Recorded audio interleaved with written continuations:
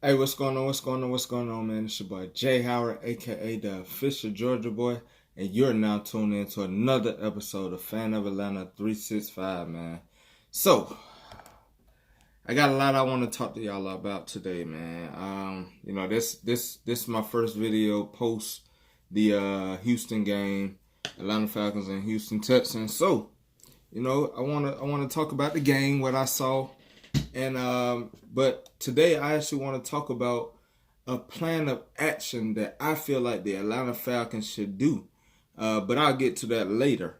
First, I want to start the video off by saying Jonathan Seaprin has been placed on IR. I'm unsure of his injury. I don't know what the injury is. I tried to do my research, but I can't find any information on why he's been placed on IR.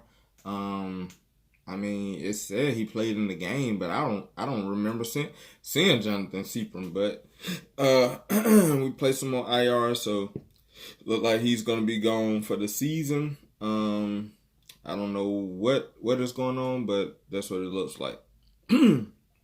So let's get to this Atlanta Falcons and Houston Texans game. Disappointing game. Can't blame it on the offense this time. It's strictly defense. In my opinion, more coaching than I think it's a little bit of both.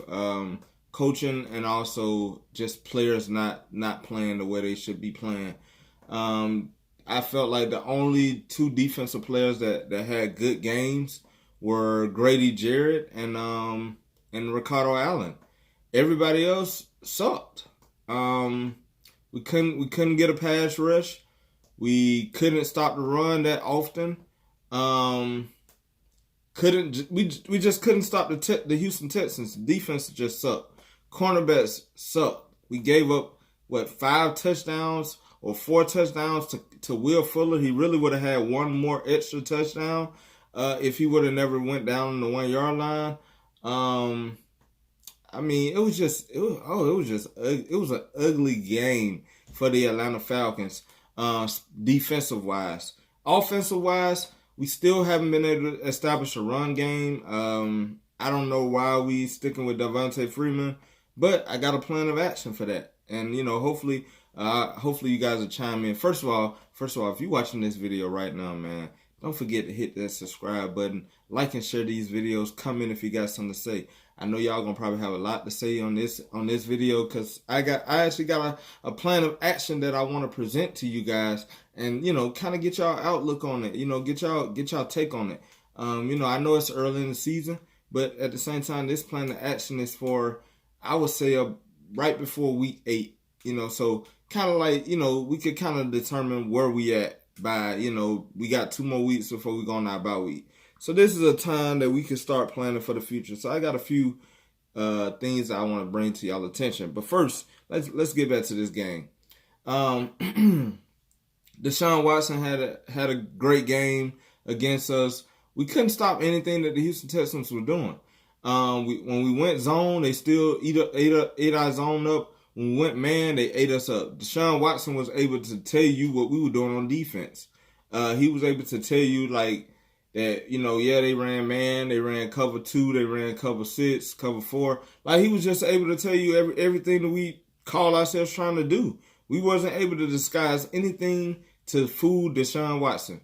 A couple of times they fumbled. The running back fumbled the first drive. We didn't capitalize on that. Deshaun Watson fumbled, got his fumble back, and still got the first down. It's so demoralizing when you see like how we played that game, man. Offensively, Matt Ryan had a great game. Given what he had. No running game. Offensive line could not block JJ Watt. Receivers not getting open. He having to check down a lot. He's having to run for first downs and just do stuff that we normally don't do. Matt Ryan don't have no time in the pocket. It's like either he's throwing on the run or he having to really force something just to throw it before they even get to him, before they hit him. But Matt Ryan did the best that he could do. A lot of people try to go at Matt Ryan, but at the end of the day, you can't go at Matt Ryan I really don't believe you can go at Matt Ryan at any time, but you definitely can't go at Matt Ryan at this game. The offense actually put us in position to win that game. We went up by 1 point before the halftime. We came out. They get the ball back. Defense can't make a stop. Offense go down there and put it in the end zone. It's like every time the offense scored, the defense give up a touchdown. They even gave us a second chance to get back in the game. The guy muffed the punt, and we got the ball back and we put it in the end zone, down by 8. Only thing we need the defense to do is make one stop. We got 3 timeouts, just make one stop, and they couldn't make one stop. Then when they scored on 3rd down and 5, which I'm gonna get to that too. They scored, and we get the ball back, and Matt Ryan threw the pick. But at the end of the day, it was at the end of the game. It was over. It was over, pretty much. They was up by 14, 16 points at that time. It was like it's nothing we could do. The defense has to be better. So, let's get on these cornerbacks. Desmond Trufant and Isaiah Oliver. Come on, man. It's like y'all are out of position so many times, which I don't understand. This is why I don't understand it. The Atlanta Falcons are supposed to have this high-power offense. First of all, we can't get a run game going, but, we got 3 receivers that we consider to be great. Julio Jones is not getting open. Calvin Ridley. Okay, so let me get this right. If they double teaming, triple teaming Julio, you got Calvin Ridley and you got Mohamed Sanu. Most likely they gotta be getting one single They're not able to break out no coverage. Sanu normally he's consistent.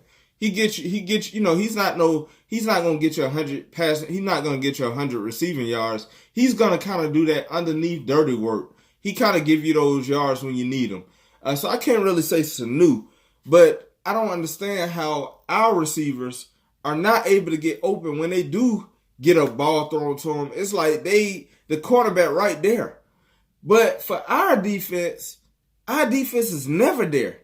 So many times they had so many wide open passes, and it's like, where are we? Where are we? One time we went man. I think both of the receivers kind of did crossing routes, deep crossing routes, and Isaiah Oliver was on his man. But then Desmond Trufant, he went with Isaiah Oliver, man, and left his dude wide open, and Ricardo Allen could make the tackle. And I'm saying what defense are we in? It looks like we was in man because Isaiah Oliver was over here on Desmond Trufant's side, and Desmond Trufant appeared to be going with his man, but then he stopped and went with Isaiah Oliver, man. I don't understand. Defensive line, Grady Jarrett had a great game, but he can't do it by himself. He cannot do it by himself. Why aren't we able to establish a pass rush? Why aren't we able to stop a run? I actually have what I think is the reason why we cannot stop the run. We cannot get a pass rush, and we cannot stop the passing game. So let's get to my last segment I want to talk about, and that's the plan of action. So I think now I know a lot of people like myself yesterday, especially after the game. I was pretty much calling for Dan Quinn's job. He got to go. But then, Arthur Blanks decided, hey, I'm going to stick with him. Now, this is the reason why I feel like Arthur Blanks is going to stick with Dan Quinn, at least for this season. Because I think Dan Quinn is trying to implement a new system, a new scheme. Now, the scheme hasn't worked yet, but we all do know that when you're trying to teach something, it's going to take time for the players to become comfortable in this new system. And so you learn, right now I'm at a new job. I work for KSU in the financial aid department, trying to learn financial aid. It's a system that's new to me. I don't know nothing about this system. So, of course, it's going to be difficult for me to learn it, and be proficient in my job. It's going to take time. So the same thing is going on with Dan Quinn's system.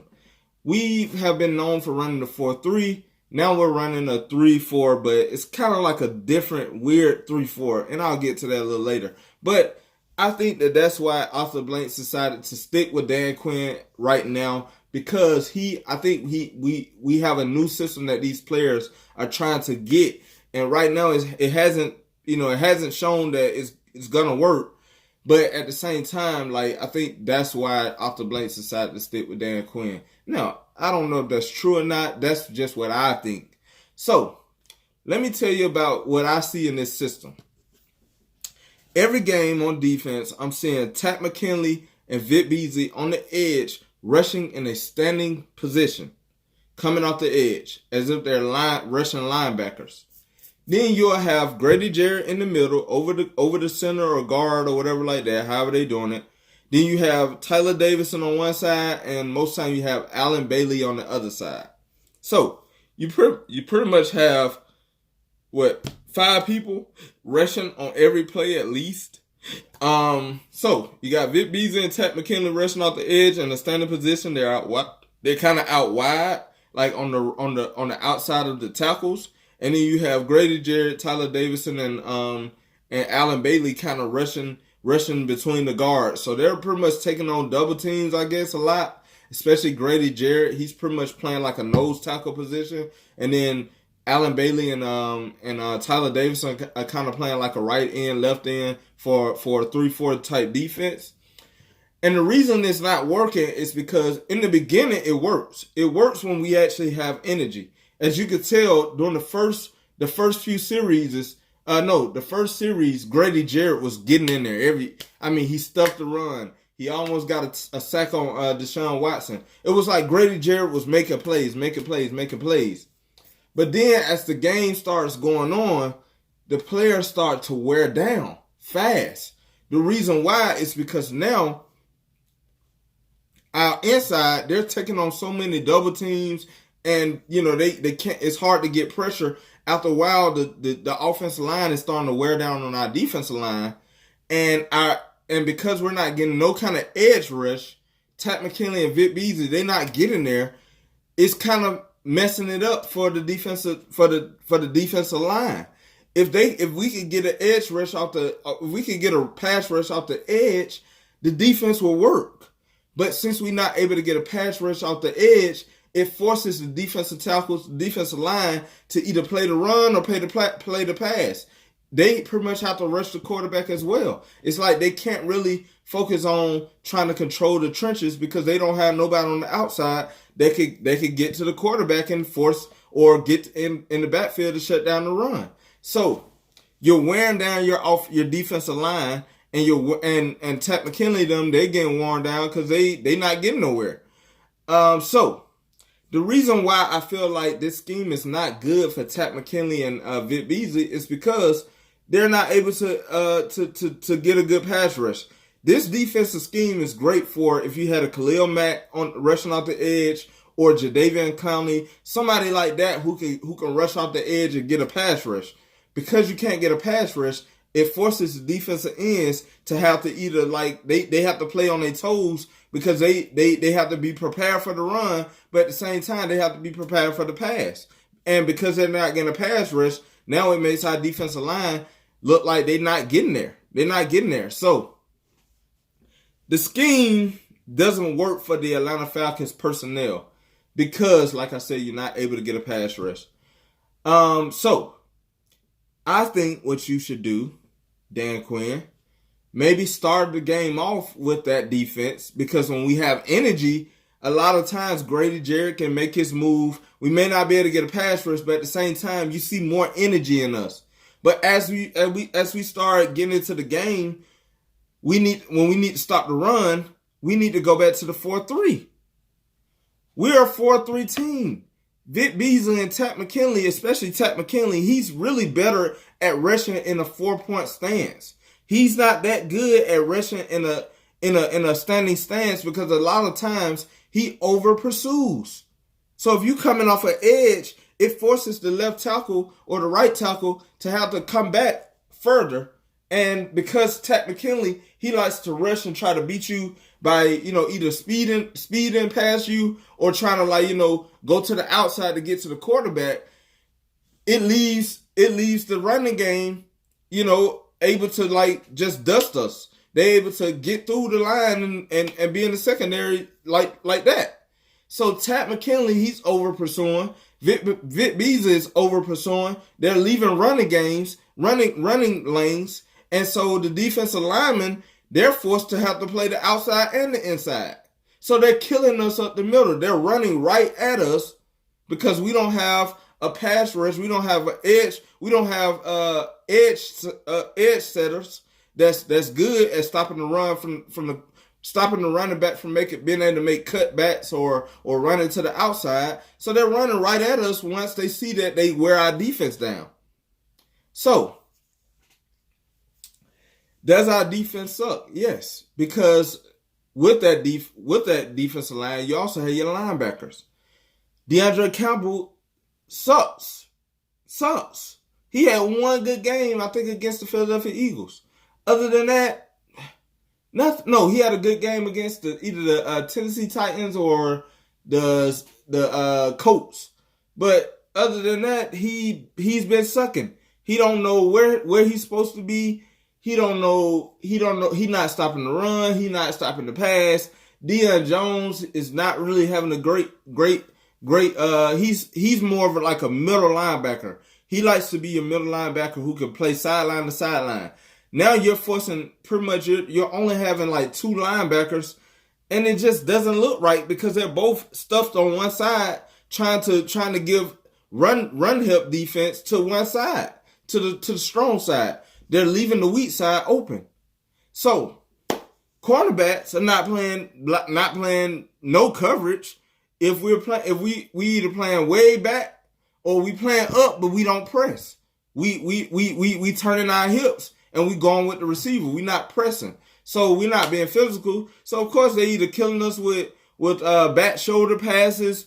They killing us over the top. They killing us at out routes, inside routes, whatever they want to do. They killing our cornerbacks because our cornerbacks are not in position to even be physical.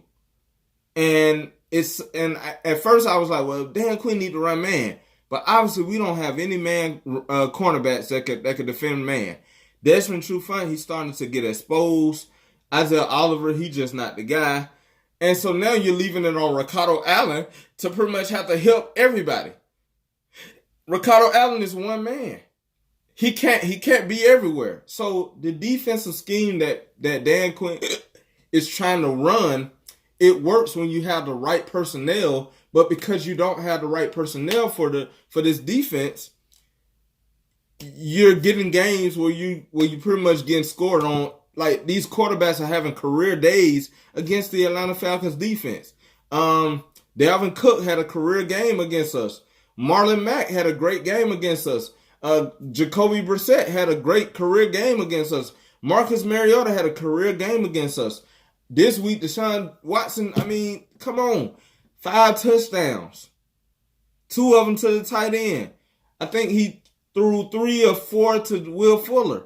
So, and then he's running like, I mean, come on, we can't stop anything. We gave up 500 some yards passing. That ain't counting all the running yards we gave up. So obviously, Dan Quinn, the defense is not working. It's not working. You need to go back to what we know. So, I have a plan that if the season by the time week 7 gets here, we know where we stand. If we ain't won a game by week 7, before we go on our bye week, it's time to clear house, and I got a plan in place of how you clear house. So, like I said, I want you to listen to what I'm saying, try to understand what I'm saying, but at the same time, I want to hear you guys' feedback. So please comment in the comment box. Please let me know what you think about this. So, first, let's go to trades. These are some trades I think that needs to be made. Devontae Freeman needs to be traded. The reason why is because I'm not saying Devontae Freeman sucks, but I think that Devontae Freeman it's not good for our scheme that Dirk Cutter is trying to run. I also feel like he has lost a step. And also I feel like he's at a place where if we were to trade him, his value is not that bad where we won't get anything for him. I'm pretty sure some teams out there that would love to have Devontae Freeman. Trade Devontae Freeman, try to get picks. You try to get draft picks. Because right now, I'm about to tell you what we're going to do. So you get draft picks for Devontae Freeman. Trade him wherever. I don't know who needs him. You trade him.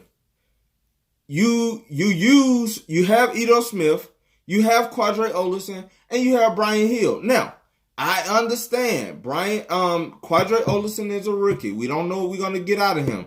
Brian Hill never really played a lot, so we don't know what we're gonna get out of him. Ito Smith, you see him, but he hasn't been the number one back yet, so you don't know what you're gonna get out of him. But let me tell you what you're gonna get. A chance to see what you can get out of them. Why do we have 4 running backs on our roster, not including Keyshawn Bonner? We have 4 running backs on our roster that we saved from the post preseason, and we're only using 2 running backs, mostly Devontae Freeman, barely Ito Smith. So I think you trade Devontae Freeman, get picks for him, however many picks or whatever kind of pick you can get for him. You see what you got in your backfield. Now, let's just say the backfield doesn't work out. You pretty much need to go in the draft. Let me tell you who you go after. Swift out of Georgia. You go get him out of UGA. The running back, I think his name DeAndre Swift. I think he would be a great running back for us. So that would kind of give you, solidify your running back position. You still keep Ito Smith, Brian Hill, and Quadre Olison because they do bring different styles to the game. Swift kind of could give you that speed. He's very fast. He could be physical. Ito Smith, you already know what you get out of Ito Smith. He's a spark plug. Every time Ito Smith runs the ball, it's kind of like he give you a spark. I'm gonna tell you who Ito Smith reminds me of. He reminds me of Antoine Smith. I don't know if y'all remember him. He played when we had I want to say it was Michael Turner. Then we had Steven Jackson. He played during that time, but every time he came in the game, he was a small back, a short back, but he had stature. Every time he came in the game, he offered us a spark plug. He would do something that was just like, oh wow, you knew he wasn't a number one running back, but at the same time, when he got his chance, he could scorch a team. That's who Ito Smith reminds me of. So you bring in DeAndre Swift out of Georgia. You keep Ito Smith, you keep Quadre Olison because Quadre Olison is your big back, running back. So if you need to go power, if you need to go in that power running back, he's your guy. He could get you that 1 yard or whatever like that. Also, Brian Hill, he has a good size on him. He could get you that 1 yard. He's kind of a balanced back. So now you have a 4-back system with Devontae Freeman gone, with a younger running back core that offers different styles of running. Next, who needs to go? Mohamed Sanu. I love Mohamed Sanu, but at the same time, Mohamed Sanu is on his last year contract. He's probably going to want to get paid more than we're willing to pay him. And also, Mohamed Sanu is older. So you could always find somebody to replace Mohamed Sanu. You have Zacchaeus, Alameda Zacchaeus, who showed out in the preseason. I would love to see what he could bring to the table. Also, let's just say you want to go into the draft.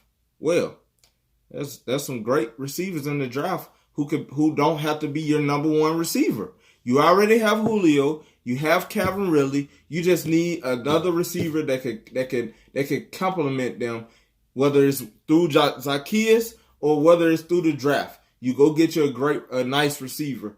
You don't need like a Julio Jones. You just need a nice complement receiver who can make plays. In my opinion, a speed receiver. We really need a speed receiver, somebody who we could put we could use him as a gadget type guy. we really need somebody like a Deshaun Jackson. We need somebody like that. But we need a receiver like that. So that's how you solidify your receiver. Now, what do you get from Mohamed Sanu? You get picks. You get draft picks because we're gonna be rebuilding through the draft. But at the same time, it's not really a rebuild. It's just plugging in some new talent that we've been lacking to get us over the hump. So, who's next on the trade block? In my opinion, you trade Devondre Campbell, of course. He's on his last year. We know we're not bringing him back. Why not get something for him? You trade Devondre Campbell. Guess what? You got depth. You got Jermaine Grace. You got Foye Oluokun. Even if you want to put Vic Beasley at linebacker and let him play some linebackers at linebacker position. At the end of the day, you have depth. I would love to see what Jermaine Grace could do because he showed me that he could play in the preseason. We already got Deion Jones. I think your lineup should be when you go to the 4-3, you have Jermaine Grace on the outside, Foye Oluokun on the outside, Deion Jones in the middle. He's a middle linebacker. That's 3 great linebackers right there. That's a great linebacker core. And then, of course, through the draft or through free agency, if you see some other linebackers out there, you could bring them in. You lose Devondre Campbell. What do? You get picks for DeAndre Campbell, or maybe you may bring in another linebacker. I don't know. But you definitely want picks because I believe that we're going to build this team. We're going to build this team to be ready to play next year next year, but we're going to bring in great draft picks because one thing the Atlanta Falcons are good at, we're good at spotting talent. We're good at that. I have no concerns about Thomas Dimitroff and Dan Quinn finding talent, whether it's through the draft, whether it's through a draft a free agent, or whether it's through the free agent. I feel like our only problem is we like to stick to what really haven't been working, but because we want to believe that they're going to turn out to be what we think they're going to turn out to be, when they don't turn out to be who we think they're going to turn out to be, we wasted time and money and energy. I think that the Falcons need to start being more risky. We need to start being a little bit more high risk. Start going after players that may have, a big price tag, but at the same time, you get what you pay for sometimes. That's what we have to get rid of. That's what we have to do sometimes. I think you trade Devondre Campbell, try to get some picks, see what you can get for DeAndre Campbell. But you have Jermaine Grace and you have Foye Oluokun to come in and start playing, more roles, have more time on the field. Of course, that's your time to be able to see what do you get out of those guys. Who knows? You may have your best linebackers on your sideline. You never know it because you never give them a chance. DeAndre Campbell been sucking, and we keep putting him out there. So, next, Desmond Trufant. I love Desmond. I was the main supporter of Desmond Trufant. But let me tell you why I felt like Desmond Trufant needs to be traded. Because his value is still kind of high right now, we could get rid of him. He's pretty much about to be in his 30s. He's starting to get old. I don't know if he's starting to get exposed. Maybe the scheme is not working, but at the same time, you could get value for Desmond Trufant. Of course, you lose his paycheck, which is more money in the cap space. So, what do you do with Devondre? What do you do with Desmond Trufant? You get picks. Get probably some top picks. What do you do with those picks? You go out there and invest in some real cornerback talent. Stop going out here getting these guys who you hope can pan out. No, let's go get somebody that's known to be a shutdown cornerback, whether it's in college or whether it's already in the pros, and we can make a move on somebody. We got to go out here and go get somebody that's known to be a shutdown cornerback. So I think that's pretty much all the trades that I would make right now. Now, of course, you could trade Vic Beasley. I wouldn't mind that. I'm not really a big fan right now of trading Takk McKinley because I feel like Takk McKinley, we just have him in the wrong type of defense right now. If we put him back in that 4-3, rushing the quarterback as far as like rushing as a defensive end instead of like a outside linebacker rushing into the quarterback. I think that he could be better, and we have time to see what we could kind of like develop him. But Vic Beasley, you trade Vic Beasley for Pitts preferably. But if you get a player that's cool, but make sure it's a player that you could get. Why do you do that? Well, we have John Kaminsky. We drafted John Kaminsky. I told y'all John Kaminsky is going to take Vic Beasley's spot. He's the future. Imagine this defensive line. John Kaminsky on one side, Tat McKinley on the other side. Both of those guys are kind of like power rushers. They could both get to the quarterback, but they use power. They're not really that fast as far as speed, but they have more power.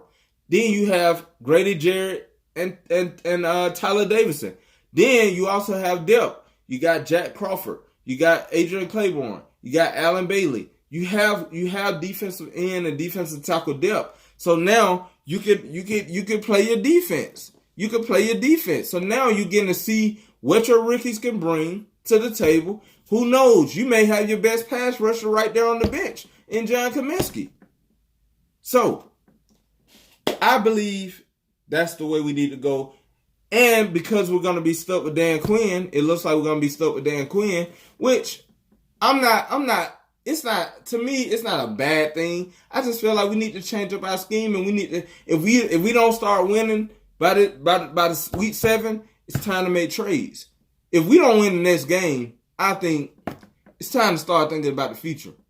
Not saying that we should just throw away the season, but at the same time, it's time to start putting these guys on trade block and going out here showing teams that, hey, we trying to prepare for the draft. Now, in the draft, I feel like it's time to go after a quarterback. Not saying that Matt Ryan needs to go, because Matt Ryan should be able to play out the rest of his contract, and we'll discuss that once that time comes for Matt Ryan to finally be gone. I think we go after Jake Fromm. Jake Fromm, to me, is the best quarterback as far as what he could bring to the table for the Atlanta Falcons. A lot of people are going to say Tua to Lugo, whatever his name is, from Alabama. Maybe, Lawrence from Clemson. Some people saying wait another year to get Justin Fields. I don't think we need a running quarterback. I think we need a quarterback that can sit back in the pocket and pass the ball. Also, run if they need to, but at the same time, we need a guy with an arm. And Matt Ryan can groom Jake Fromm, which I love Jake Fromm at Georgia. He's a great quarterback. Jake Fromm, he could be groomed by Matt Ryan. But, of course, he knows he's going to have to wait out his time until Matt Ryan actually is gone. Once Matt Ryan has lost his step and Jake Fromm can take over, at that time, we'll bring in Jake Fromm. He could be the future of the Atlanta Falcons. So, you get Jake Fromm. You get DeAndre Swift out of Georgia, running back. Now you got a great running back and you got a good quarterback. Receiver, you go out there and get you a receiver. Maybe you could go get you. Only thing you need is just a third receiver. You don't need somebody who's going to be the next Sanu. You just need somebody who can come in and beat coverage. Maybe it's Zacchaeus. Maybe it's somebody in the draft that you can get. Maybe it's even somebody in the free agency. You never know who teams going to release. But I think you can get rid of Sanu because he's going to want to get paid. But at the same time, he's getting older. And, I'd rather get something for him than lose him. So, you get a receiver. Tight end, you bring in Jaden Graham sometimes. Let him play the second string tight end. You get rid of our fullback. He's not needed. He already showed us this game. He can't block worth nothing. He can't block worth squat.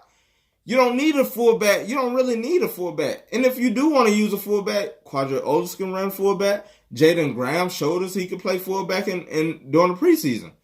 We don't need no fullback, But if we do, we got a running back and a tight end that can play fullback. So, offensive line, you bring in some more offensive line during the draft. Free agency, you bring in some more depth because I believe that next year is going to be Jake Matthews. But at the same time, Jake Matthews is starting to, I ain't going to say he's declining. He's still good. So you have Jake Matthews. You may bring in Jamon Brown to replace James Carpenter because James Carpenter is old. He may still play next year, but you could probably put Jamon Brown on that side. Or you may even switch Caleb McGrary and put him on the left side, left guard. put him next to some veterans. And then you have Alex Mack, of course, but then also you need to start bringing in offensive line talent because Alex Mack is getting older. Well, he's already old. So you're going to have to replace him, but let somebody be grooming. Let him groom somebody who's going to take over that center position. Next, if you put Jamon Brown on this side, then you keep Chris Lindstrom on this side, on the right guard. Whether you want to switch them out, who knows? At the end of the day, you got two guards, play them at the guard position. Then, of course, you got Caleb McGurry as the right tackle. I believe that's how our offensive line will look next year with Matt Ryan, the offensive line, Jalen Graham, moving up with Austin Hooper as our number one tight end, running back position, Swift, still with Quadri Olison, Ito Smith, and Brian Hill. And then receiver-wise, whoever you bring in to replace Mohamed Sanu, whether it's Zacchaeus or somebody in the free agency, I think offensively you just improved, in my opinion. And you have a backup for Matt Ryan just in case Matt Ryan don't pan out, just in case Matt Ryan goes down, knocking on wood. You have a solidified personnel that's gonna step up for Matt Ryan next year. So I do think you go out to a quarterback this year. Whether it's Jake Fromm or whether it's another quarterback, you go out to a top quarterback this year. Defensive wise, like I said, you have on the defensive line, you trade Vic Beasley, you bring in John Kaminsky, Tack McKinley. Those guys are your pass rushers. And then in the draft, if you want to go get another pass rusher, that'll be nice. If you want to go get a pass rusher in the free agency, that'll be nice. You get some more defensive tackles. Deidre Snott, I think we still have, Deidre Snott is still with us. Maybe he's going to take a step forward. You still have Tyler Davidson. You still have Alan Bailey. You still have Jack Crawford. You still have Grady Jarrett. And then, linebacker, like I said, Foye Oluokun, Jermaine Grace are your outside linebackers. Deion Jones is your middle linebacker. You go out there and get some more linebackers in the draft, free agency, whatever. Free safety, strong safety. Of course, Keanu Neal, hopefully he comes back healthy next year. But if he's not gonna, you definitely may need to start looking at another strong safety. Because Keanu Neal has shown that 2 years in a row that he done tore the same type, injury pretty much. ACL and Achilles. So we kind of got to start looking at, okay, if he go down, who's going to be his replacement? Ricardo Allen, of course, you still have him. DeMonte KZ, maybe you trade DeMonte KZ, or maybe you move KZ back to strong safety. Who knows? At the end of the day, I think you can keep KZ and see what you can get out of him. Isaiah Oliver, he can probably, I wouldn't say he can go, because Isaiah Oliver, we just got to figure something out. Maybe he needs to go to the slot. Maybe. I don't know. Me and my homeboy Bush, we was talking one day, and he was like, "Why don't we move Keanu Neal to linebacker, to an outside linebacker position, and then you put Kendall Sheffield or Jordan Miller as a free safety, or even Isaiah Oliver as a strong safety." I would love to see Isaiah Oliver play strong safety, because believe it or not, Isaiah Oliver, he can really tackle. And he's not really good at keeping up with these receivers, as we could tell. But at the same time, he's really good at playing zone in the back. I think strong safety would be a great place for him. He has the size. He has the tackling ability. We just need to put him in better position to do that. And I think the strong safety would be a better position for him to play instead of playing the outside cornerback position. So Kendall Sheffield moves up in the cornerback position. You never know. Kendall Sheffield may be a great cornerback. We'll never know it because we never get to see him unless it's special teams. So I just came up with a plan for the future for next year, just in case this season does not work out. That doesn't mean I didn't gave up on this season, because it's still okay. Yeah, we lost 4 games. We could still maybe we go 12-4. Who knows? At the end of the day, football is about peaking at the right time. You never know when you're going to peak. You want to peak at the right time. Now, do we look like we can go 12-4 right now? No, I wouldn't say that. I kind of predicted us to go to the Super Bowl this year. But after these games, it's hard to stick to that. But I do believe we can turn this around if Dan Quinn actually start looking at, okay, Maybe I need to make some moves. Maybe I need to switch this defensive scheme around. I don't know. Do something different. Offensively, we got to establish a run game. We got to establish a run game because we can't keep passing and hoping that these receivers are going to get wide open.